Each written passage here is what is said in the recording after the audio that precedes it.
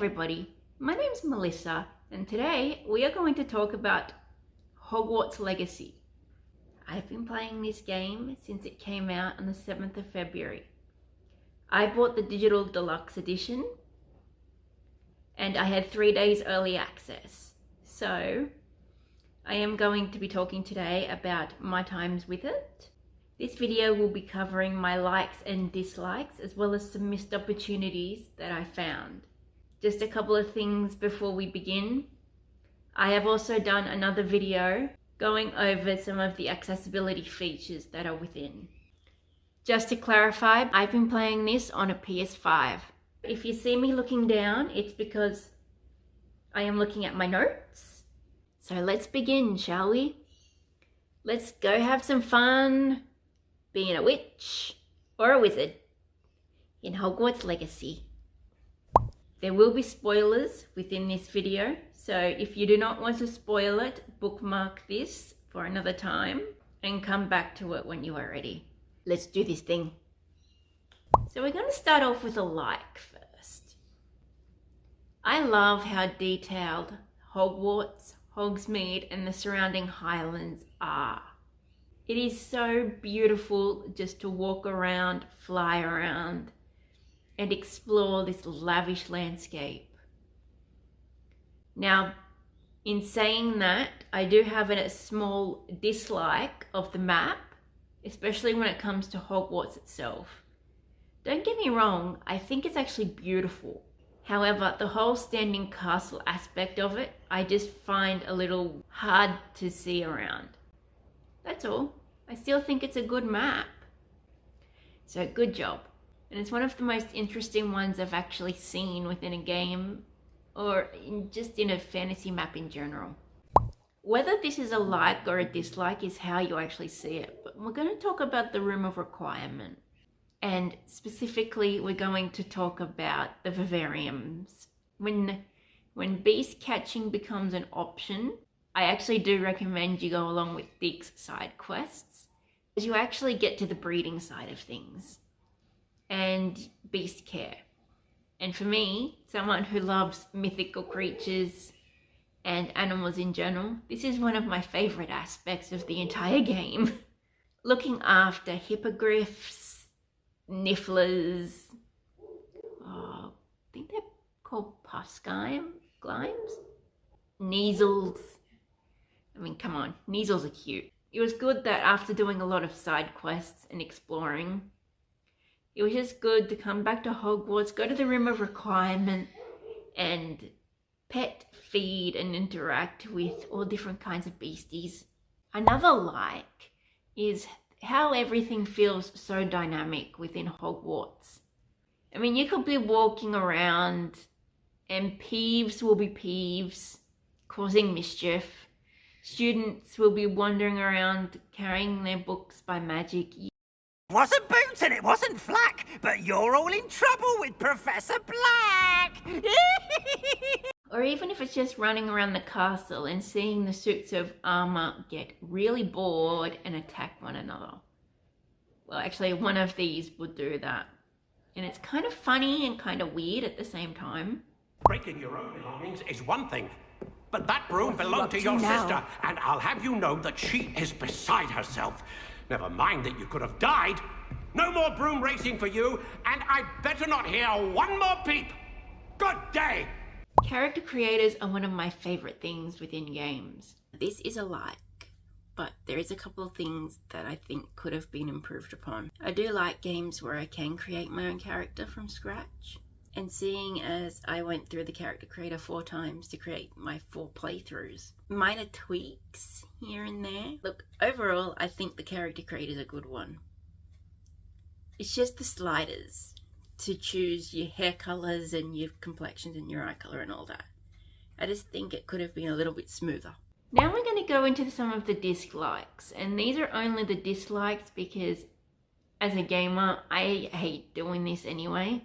But the first one we're going to talk about is collect-athons. Now, collect-athons are painful. especially when there is a trophy or achievement tied to it to get the platinum or the 100%. So there is a trophy that wants you to collect everything in the game. Now there is a total of over 600 items that you need to collect for this. Some of it is gear, some of it is just things you find within the world. And this ties into another thing. Let's talk the Merlin trials. Now, Merlin trials can be found in the Highlands scattered throughout. And I'm not saying that Merlin trials aren't fun, because some of them are actually fun, more than others. There is a tab within your menu that has a challenge section. Now, challenges are fun. I don't disagree with that. And I do actually think even though most of them only give you cosmetic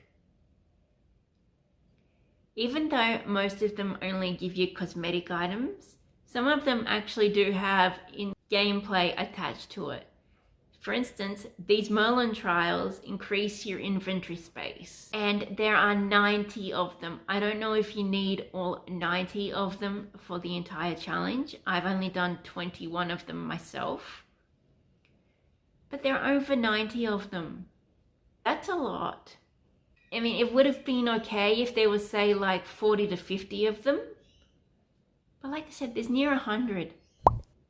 Lastly, we have 2 missed opportunities within my list.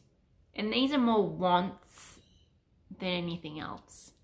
The first missed opportunity I found was no photo mode.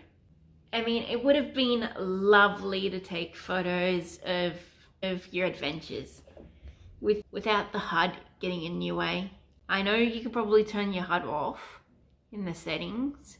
However, the fact that there's no photo mode is actually a little disappointing. I mean, I love using photo mode to get really good screenshots to use for backgrounds on either my laptop or my PS5 itself. So please add one at some point. Another missed opportunity that I've actually seen around is a no sell item, all items feature. You have to separately go through when you go to a vendor and click on each individual item, which if you've got a full inventory and you need to sell a few things, you have to do it individually. And I just think it would have been a quality of life feature that would have made things quicker. One of the things that I've seen online is that there is a want for a pause button during cutscenes.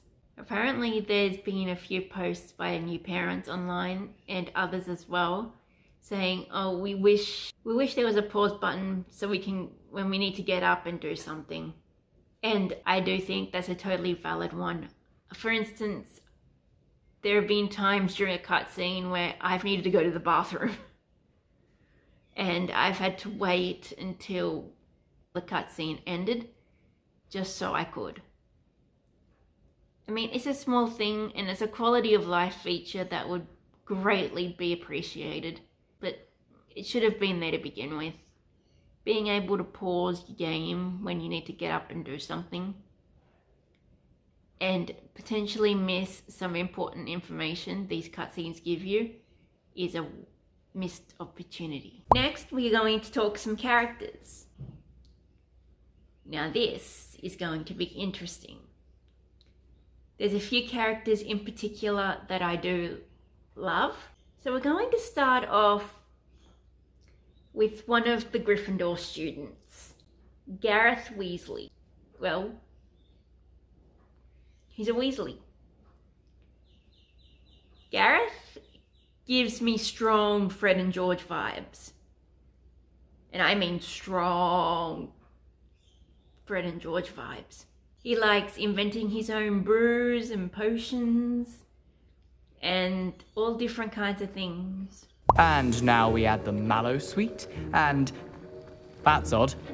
What's happening? Wait, it's not supposed to. Ah! Gareth! Not again! Oh, no! Dragon Dog! What happened? Well done, Gareth. What now, Mr. Weasley? Sorry, Professor. That'll be points from Gryffindor. Again.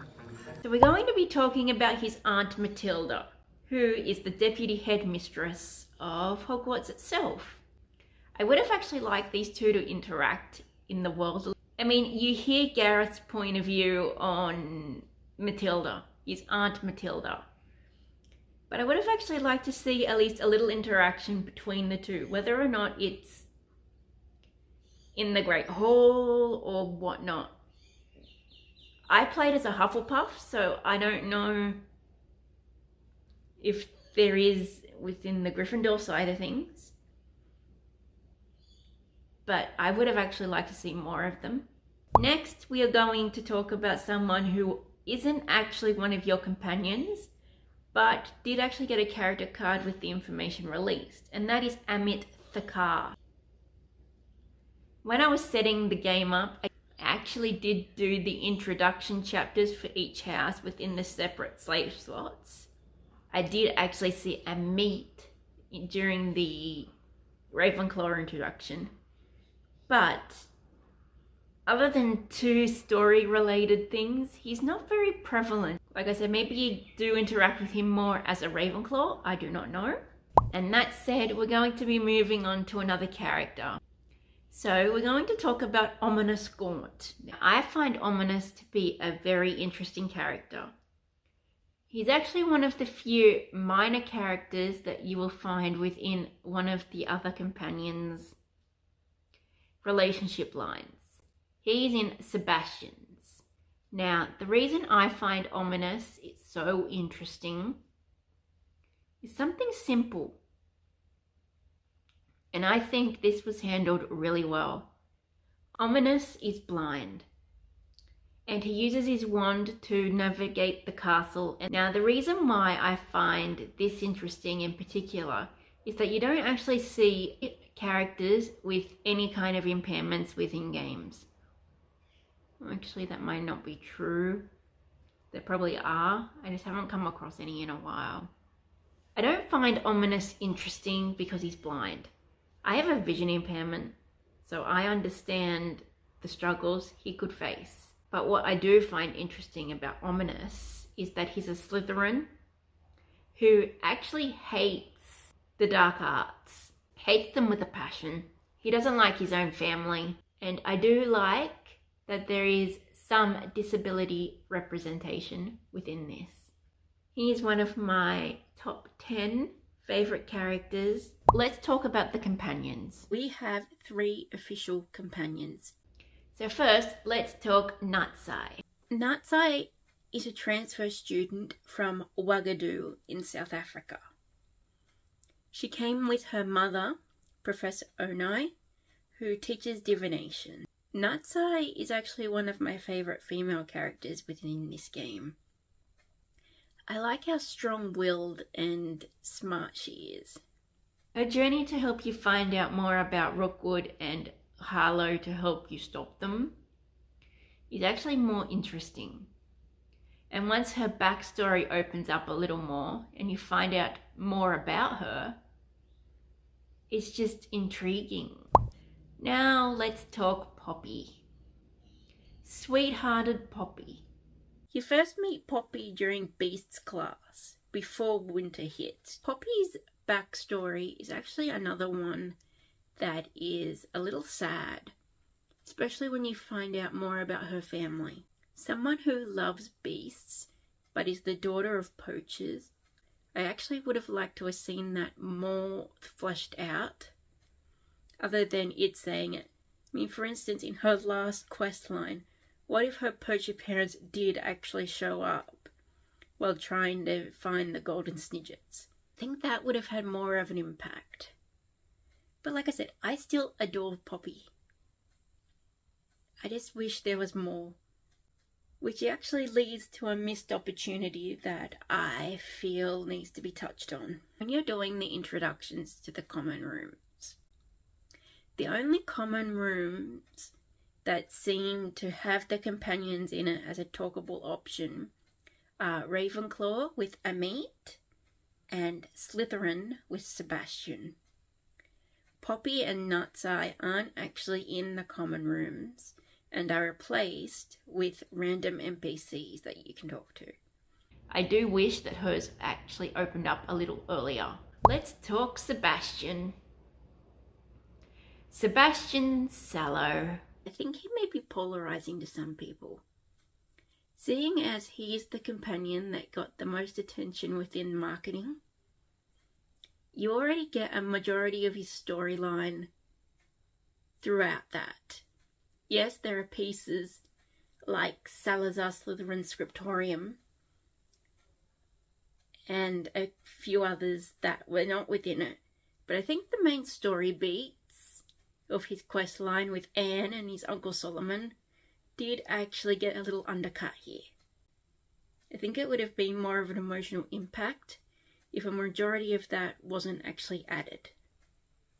I still think it was a good quest line, and it did actually break my heart to see Sebastian go through all that. But I do think it was a little underplayed by the marketing. Now, since we're talking about characters, let's talk about the teachers real quick. I would have actually liked to see more of them. We have Potions Master Aesop Sharp. We have Charms teacher Professor Ronan. Defense Against the Dark Arts teacher Professor Hecat. Divination teacher Professor Onai. Beasts class Professor Hoenn. Flying instructor Madam Kagawa. Astronomy teacher Professor Shah. Herbology teacher, who is one of my favourite teachers within the game, Professor Mirabelle Garlic. While you do play, you actually do find out more about them and their backstories, which is, I think, a good touch. You can also find notes in their private studies that do expand upon it more. I nearly forgot to add a character. I mean, who could forget Phineas Nigellus Black, the headmaster himself, Mr. Vain and Arrogance. That said, I actually like Professor Black, and I think they did an awesome job with him. There is a quest within the main storyline where you have to take some Polyjuice Potion and impersonate him to get him out of his office to do one of the trials. And I think this does actually create some funny moments, especially with Professor Weasley. Next, we're going to go with one of my favourites, and that is the adorable house elf Deek. Deek gets introduced on your first day, just talking to Professor Weasley within the Transfiguration classroom. As the Room of Requirement becomes more and more important to your journey, you will have more and more interactions with Deek. You find out more about his backstory, and I like that. So in saying all this, do I think Avalanche Soft and Portkey Games got this right? Yes. Yes, they did. This is a Harry Potter game that fans have been wanting for over 20 years, and yes, they nailed it. And so there you have it. These are my likes and dislikes for Hogwarts Legacy. Thank you for watching this video, and wherever you are in the world, I hope you are having a great day or a great night. I will see you in the next one. Bye.